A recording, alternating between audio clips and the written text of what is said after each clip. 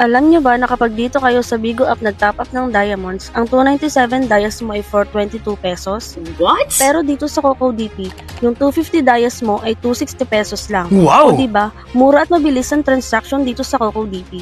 Paano nga ba mag-top up sa CocoDP? I-click nyo lang ang link sa comment section or sa description at mareredirect kayo dito sa CocoDP. Dito guys, hanapin nyo yung Bigo Live. Dito ay ilagay nyo ang inyong Bigo ID at i-make sure nyo na tama ito. And then, select the package that you want to avail. So, 250 dias yung ating i-recharge. Click nyo lang yan and then, gamitin natin ay GCash. Click Buy Now. Confirm.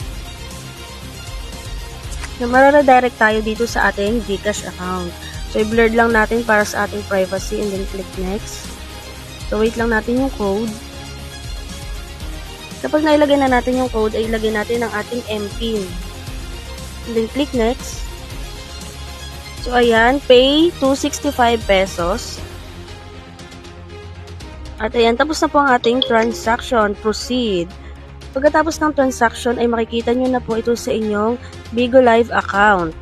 Check natin. So, ayan na siya guys. So, dito natin yan guys, makikita na pumasok talaga yung in-recharge natin na 250. Ayan, 250.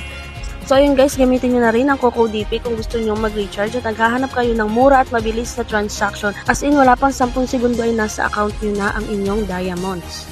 At dahil meron na naman tayong dias, ay mag-commenta kayo ng inyong Bigo ID at ipapamahagi ko to sa inyo. Dito guys sa CocoDP, ayan, makikita nyo naman ang iba't ibang games at sa live streaming application na kung saan ay may mga discount sila. Kaya kayo, itry nyo na rin mag-recharge dito sa CocoDP. Mura na, mabilis pa ang transaction.